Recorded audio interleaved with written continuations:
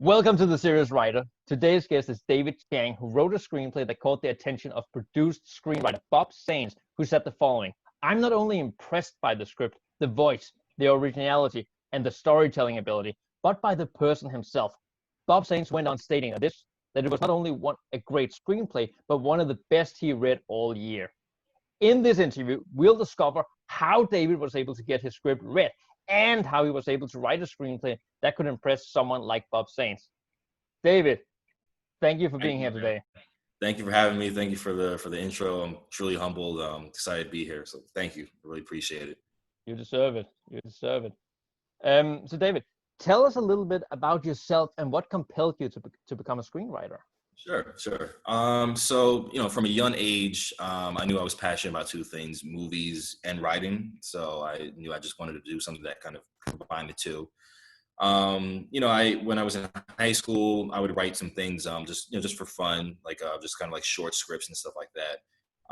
And then before, or actually, after I graduated, I actually, sorry, let me start that over.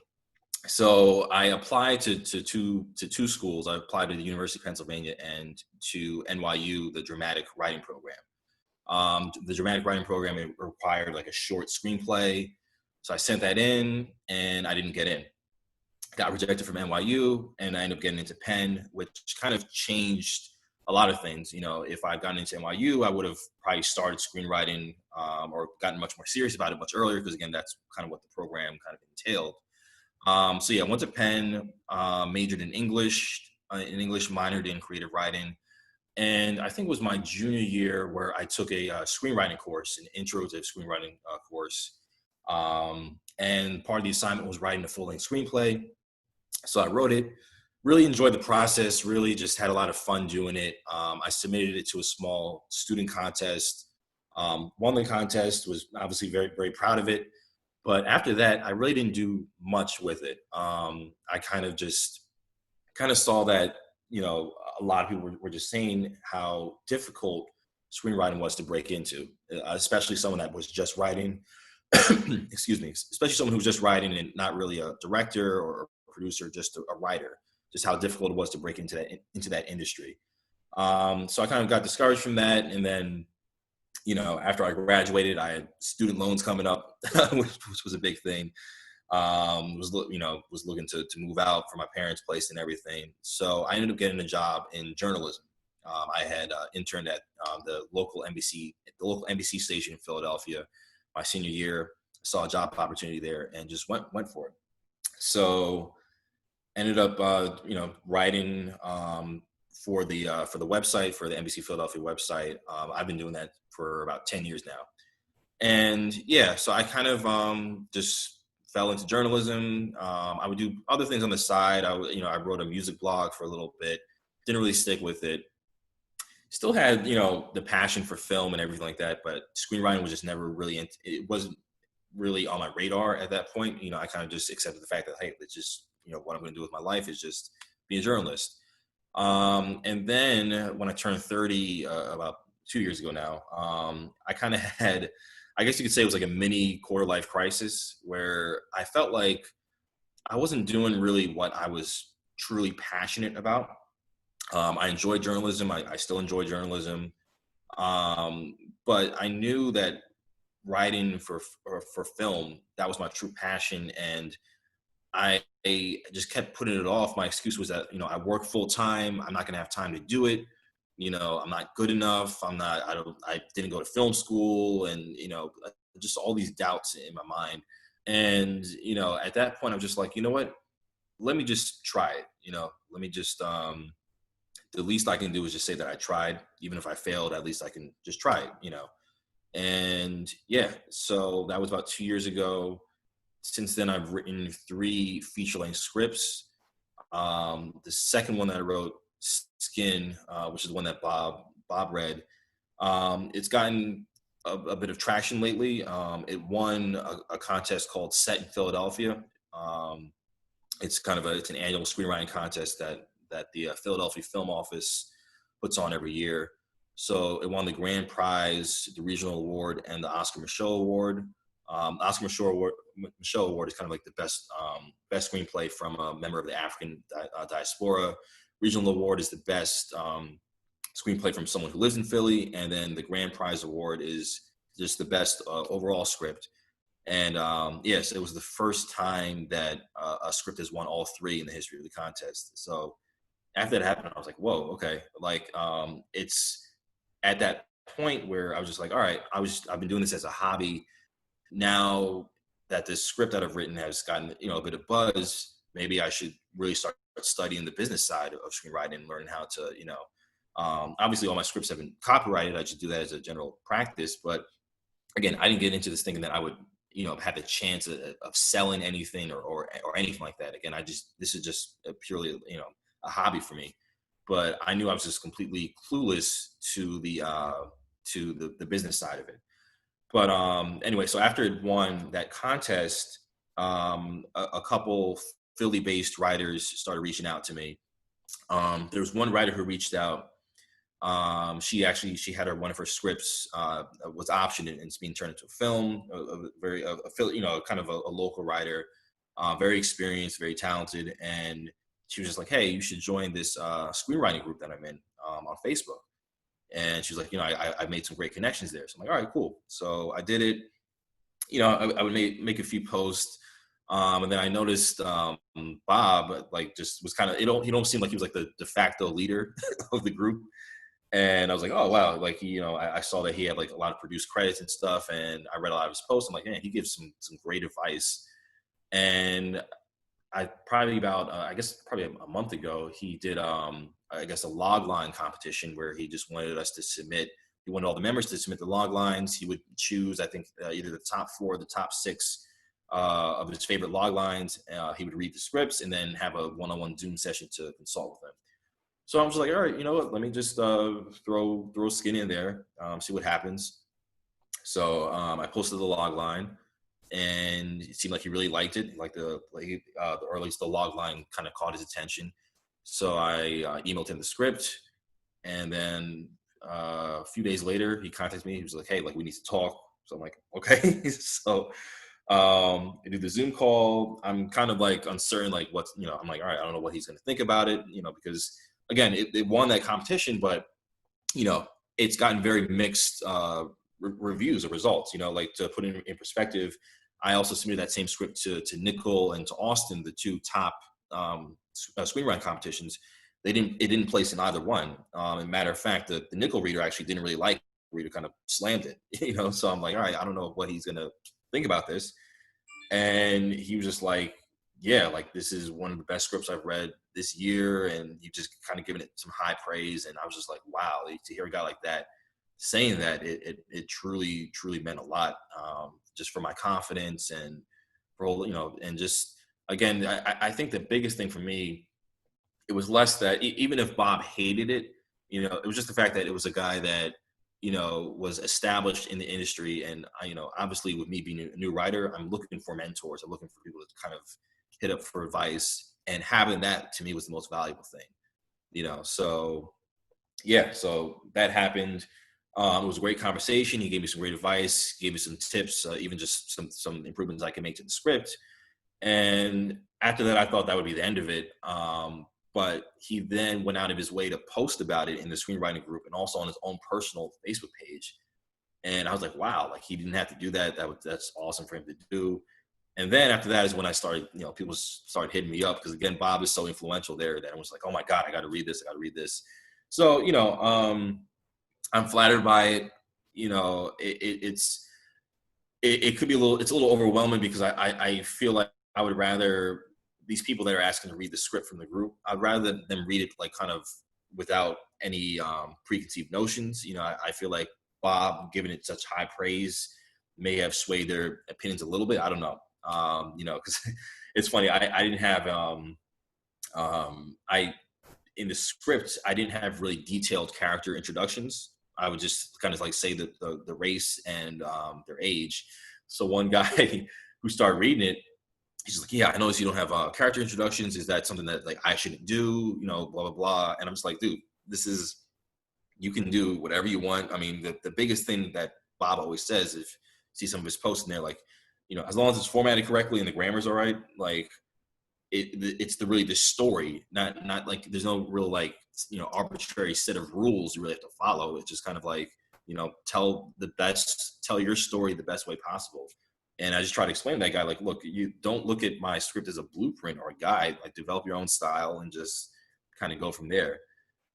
But yeah, so yeah, it's been very very surreal. Again, I wrote the script a year ago. It's gone through about 7 or 8 drafts now.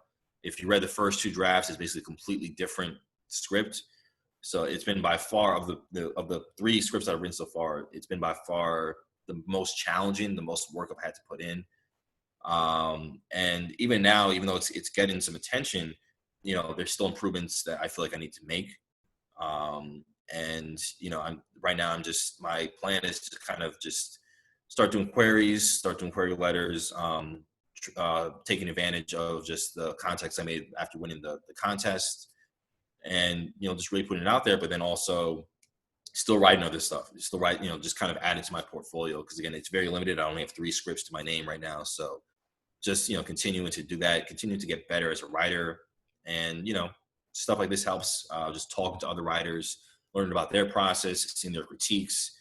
And yeah, that's kind of where it's at right now. I did have a producer reach out. That was through, I don't know if you're familiar with the website Coverfly. But yeah, after it won the competition, it boosted the Coverfly score. So our producer did reach out. We talked, we had some talks and everything. Unfortunately, it didn't work out, so yeah, I'm still just trying to push it as much as possible and trying to network with other people and trying to, kind of just get it out there that way, but still writing as much as I can and still trying to develop new ideas for other scripts. So yeah, that's kind of where it's at right now. Wow, that was an amazing story. That was an incredible Thanks, detailed answer. I love. Wow, yeah, insane. Like that was a lot of, like, you already answered a lot of my questions already in advance. That was amazing. I love it. You were just rolling there. I think, wow. I think everyone watching right now is like, hopefully the same like I am. It sounds incredible. Yeah. Correct me. Did you say this was your second screenplay? If you count the one I did in college, it's my 3rd screenplay. Yeah. So keep in mind, it's my 3rd screenplay, but I've done like probably about a year's worth of rewrites on this. I can kind of, just to kind of go through the journey of the scripts. Yeah, that would be awesome. Yeah. So all right, I'll start with the script that I wrote in college. The script I wrote in college, it was a drama. It was basically a straight up drama. It wasn't genre at all. The basic premise of it was really about a young Black teenager who lives in in a poor urban area, but he's very sheltered. He gets made fun of by his classmates, and basically he's accused of his classmates accuse him of acting quote unquote white, because like he's not in tune with Black culture or hip hop culture or any of that stuff, because again he's very sheltered. An incident happens where he ends up living with his father, who lives in a more suburban white area. He befriends a group of white kids, and the white kids that he befriends, they're very into hip hop culture and just kind of Black culture, but it's all based on stereotypes. And they teach, and so the premise is that these white kids teach this Black kid how to act Black, but it's all based on just stereotypes and things that they've learned or heard about and stuff like that. And it starts out kind of comedic, and then it kind of delves into like darker stereotypes and darker story and stuff like that. So that was the premise of the initial script. With Skin, initially it started out as me wanting to kind of rewrite that script or kind of enhance it a little bit. I knew though I wanted to do something a little bit different. I've always been a fan of science fiction, and I'm like, all right, let me try to put this into a sci-fi context here. So I came up with the premise of this android, this very, very lifelike android who happens to have the appearance of a Black person. And he essentially learns what it means to be Black, or really to identify as Black and what that means, and kind of posing the question, what defines a person's identity? Is it literally just their skin color? Is it experience? Is it lineage, ancestry, all that? So I started doing some research. I started doing some research on social identity theory, which is basically a theory where it basically says that we define ourselves based on a group that we choose to belong to. So I tried to tie that into developmental androids. I started reading about that.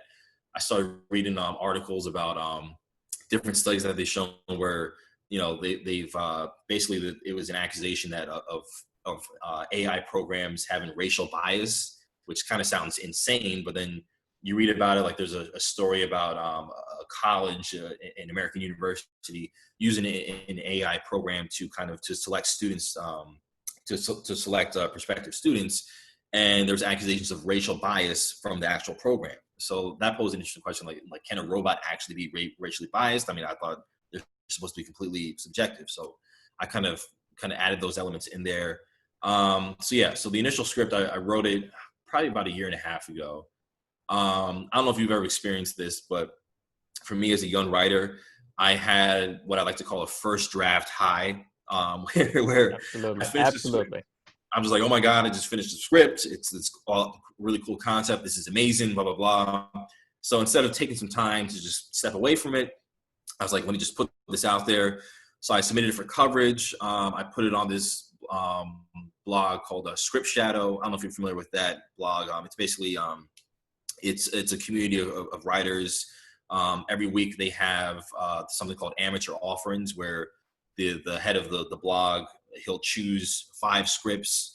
The readers will vote on it, give some feedback, and then he'll review the script that got the most votes. So I submitted it there. Script Shadow, they are notoriously tough with their coverage, and they ripped my script to shreds. Like it was, just pointed out all the issues with it, and obviously it didn't win the competition, but I got some excellent notes. That was kind of like the biggest thing. And I talk about having the first draft high. Seeing that feedback sobered me up very quickly because I'm just like, this is not ready at all. And then I got some professional coverage for it, and same thing, ripped it.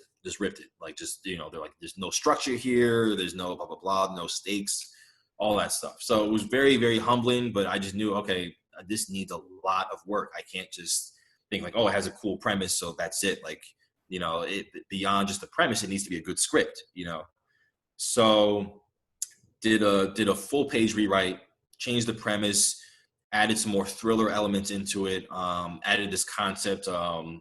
Basically, it's called risk assessment, and essentially it's a futuristic racial profiling program, basically, and added a whole concept of having like these android police officers. So just completely changed it, made it more of a thriller, while still retaining like kind of those aspects of racial identity and all that stuff. So did that, did a whole full page rewrite, and then this is another lesson I learned: never, when you do a rewrite, never just base it off of one person's feedback, because I did the whole thing based off the professional coverage, their feedback, submitted it again to the same coverage company, got a lower score than before from a completely different reader, did another rewrite based on what that reader said, got an even lower score. Oh my God. So I'm 3 drafts in, and I'm just like, you know what, I've completely changed this 3 times. Like, this hasn't got me, I'm not going anywhere with this. And I was just like, you know what, let me just take a step back and just think about, why did you write this script? What's your real goal for this? Think about what your goal is, not what everyone else is saying. Still, think about the common critiques and all that stuff, but really take a step back. So I did that, kind of took a step back, did another rewrite, didn't submit it for professional coverage, but I joined the Reddit screenwriting group. So submitted that. That was my 4th draft at that point. And the feedback was much more positive. There's still issues with it, but, I was starting to see some progress as far as like the story kind of taking shape. And then I didn't just get feedback from one person. I got varied feedback from multiple people. And I just started seeing like, okay, what are like some of the recurring problems that I'm seeing, the recurring critiques? paid attention to that, did another rewrite. And then finally, I started getting to a place where I'm like, all right, it's taking shape. That's when, some of the feedback I got, it went from, oh, okay, this has potential, to like, wow, you've really done something really cool here. And, like I thoroughly enjoyed, reading it, and that to me is the best compliment, like, because, as someone who does a lot of script swaps, it's a chore getting through a lot of scripts. Like it's just difficult, like, it's something you don't really want to do it. No one really wants to sit down and read 100 or 110 page screenplay. And for someone to say that it was an enjoyable experience beyond just, just giving the feedback, that to me was like, okay, I'm figuring out how to write something that can just, flow, where it's not a chore to get through, and that's kind of, that was one of the biggest things. So after that, I'd say after the 6th or 7th draft, that's when I started to submit it to different contests. I mentioned Austin and Nickel, didn't place in either one. I submitted it to We Screenplay, to their feature competition and their diverse voices competition. Made the semifinals in both of them. I was like, all right, that's cool. That's some progress. And then kind of last minute, I submitted it to the Set in Philadelphia competition. Again, I live in Philadelphia. It's based in Philly. It's kind of like a big part of the script. So I'm like, all right, this could be a good competition to submit it to. Really didn't think much of it after that. I kind of forgot about it. And then in February, I was informed that I had won all 3 categories. And I was like, whoa, okay, this is kind of like a breakthrough here. This is something. And that's when it started to get more attention. So yeah, it's been a very, very long journey with the script. Again, reactions have been polarizing. Some have loved it. Others saw potential in it, but were just like, it needs a lot of work. It's been all over the place.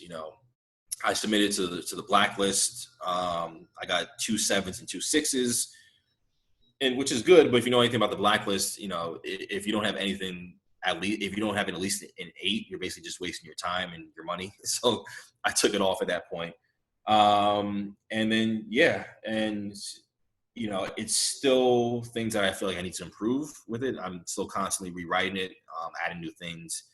But it's in a much better place than it was before. And I think what I'm most proud of is that after I got that, that really harsh feedback and felt like quitting, I didn't let it discourage me. I was just like, you know what, this is great advice. Let me just kind of humble myself and just be like, all right, this needs work, and let me really put in the work.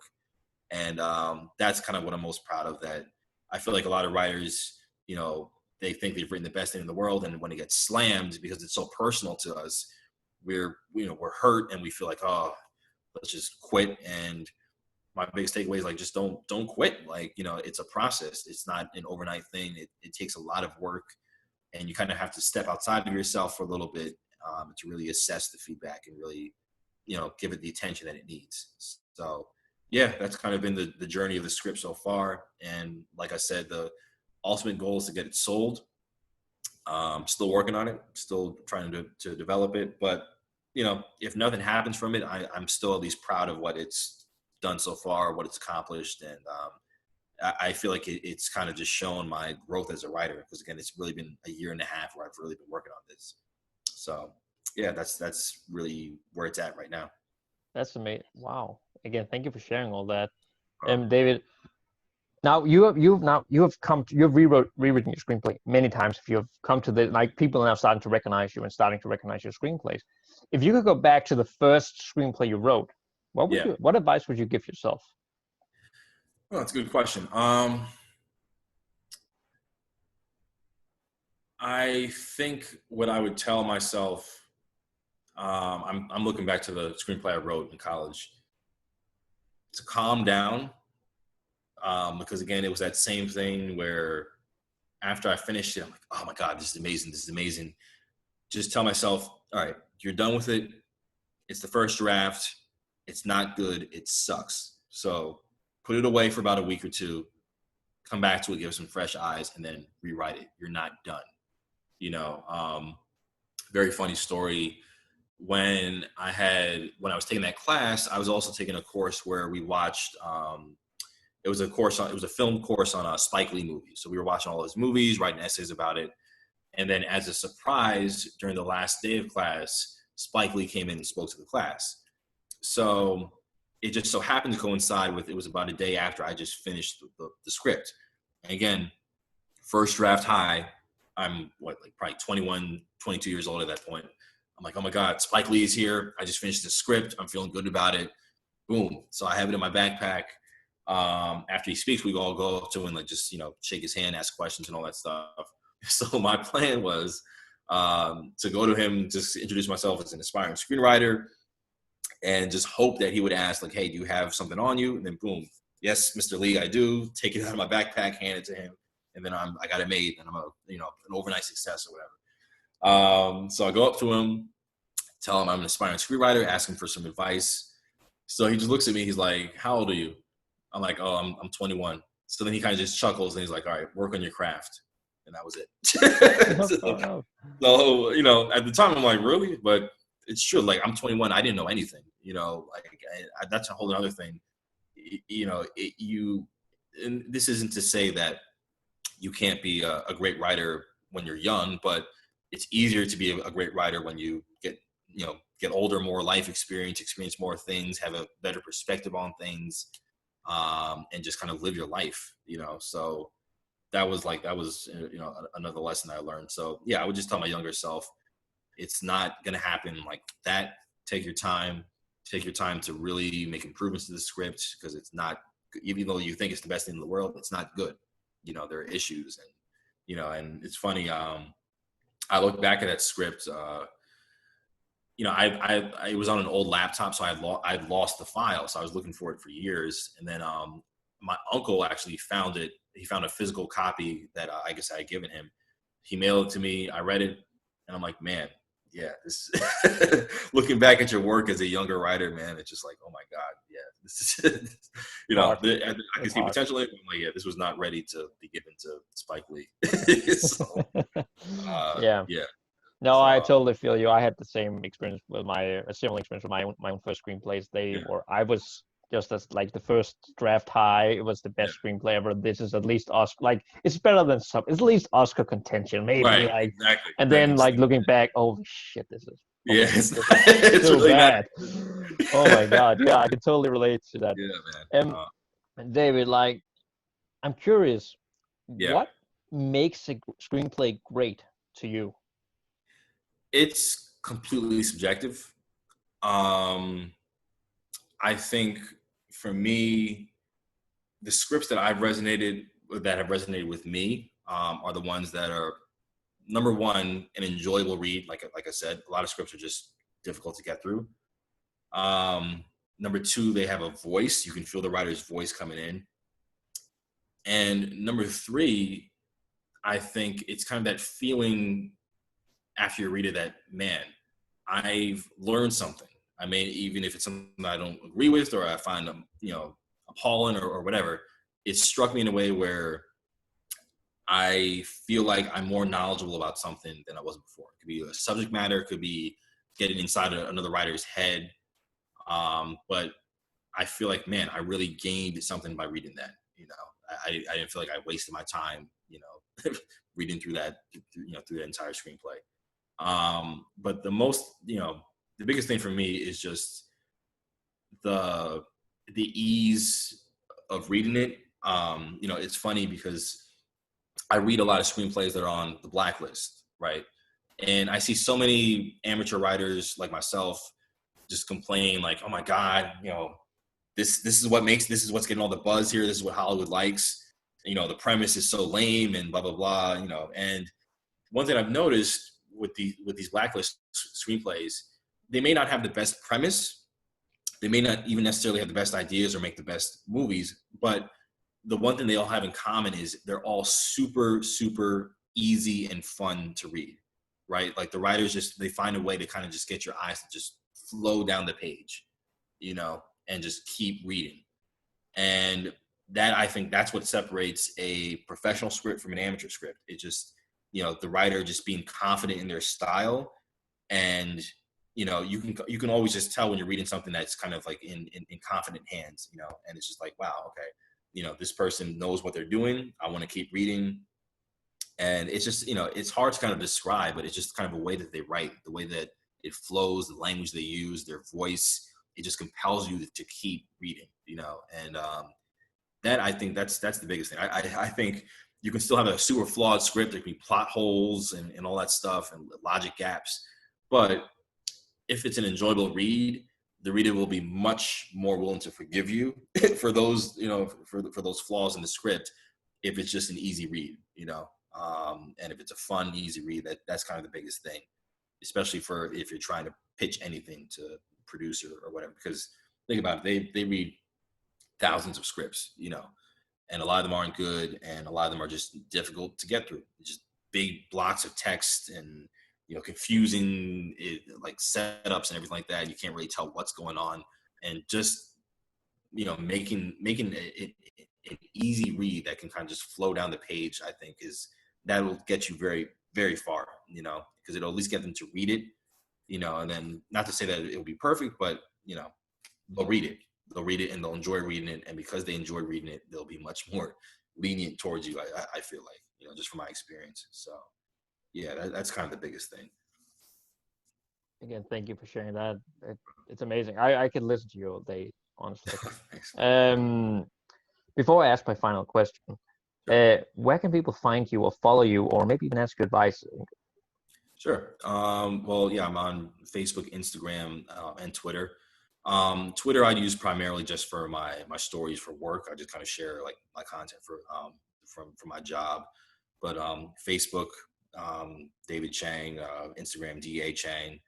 And yeah, again, I just love talking with other writers. And then I'll just say too, I'm still learning, by no means am I a guru. I'm still learning a lot, so anyone that reached out to me, don't look at me as like some teacher, look at me as a peer, because I'm trying to learn. I'm learning as much as you are.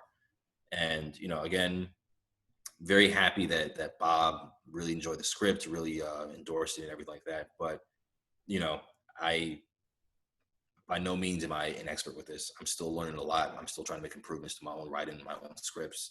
So, anyone that approached me, like, I look at it as just another writer to connect with, so that's kind of my main thing right now, just learning more, connecting with other writers. Beautiful. What type of stories can we expect from you in the future, and why those stories? Sure. Well, I'm very inspired by someone like Jordan Peele, who can kind of make like these, pretty profound statements on societal problems, but do it through a genre film, right? So that's kind of what I like. I do like that direction. At the same time, I don't want to be pigeonholed either. Skin happens to deal with race. I don't always want to write about race. A script that I wrote after that dealt with religion. There's, and then I have ideas for a horror script, ideas for a more comedic script. So yeah, I mean, I definitely don't want to lock myself into one type of genre or anything like that. But people can expect just stuff that's exciting to read. I'm a big proponent of kind of writing a script that works on two levels, where it may have some deeper themes that you can pick up. If you do, that's great, but that's not what drives it. What drives it is just a good story. And even if you don't, pay attention to any of the deeper themes I'm trying to get through, if you can just enjoy it on a surface level, that's great too. I consider that an accomplishment. So that's kind of the main thing. My next project that I really want to start working on, I kind of just have to figure out the legal aspects of it. There was an event in Philadelphia that happened in 1985. It was called the Move bombing. Won't go into too many details, but essentially it was a Black liberation group called Move, had issues with the neighborhood there, had issues with police, and essentially there was a big shootout. And then eventually the Philadelphia Police Department bombed their entire apartment complex. I believe 11 people died. It just burned down an entire neighborhood. It's one of the craziest events ever. It's super complicated, a lot of build up towards it. And the thing is, though, it's as crazy as it is, a lot of people outside of Philadelphia don't even know it happened, and I feel like it's a story that would make for a great film. It would be by far the most challenging thing I've ever written so far, but it's something I want to do. And I think these next few months, I'm just going to spend some time just researching it, interviewing people that were there. There's one survivor of it that I want to reach out to and talk to kind of get her story. So that's one thing. And then, a whole nother thing is kind of learning the legal process, as far as like, how to get the rights to a real life story, if that's something you need to do, and all that stuff. So it's going to be, it's going to be a process. It's going to require a lot of research that'll probably take a few months before I even start writing the script. But that's kind of like the next big project I really want to work on. So yeah, that's kind of like what's on the horizon for me. And then besides that, with Skin, just trying to capitalize on, some of the buzz it's gotten, and just still making improvements to it, still doing some rewrites, and just trying to get it out there and networking as much as possible. So that's kind of where I'm at this point.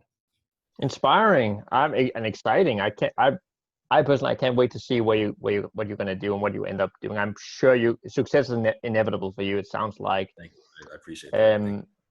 So David, thank you so much for being on the show today. And everyone, keep an eye out for him. I think he's going places. Now, I hope all of you got as much out of this interview as I did. I absolutely loved it. Now, if you haven't already subscribed, please subscribe. And let me and David know in the comment section what your biggest takeaway was from this interview.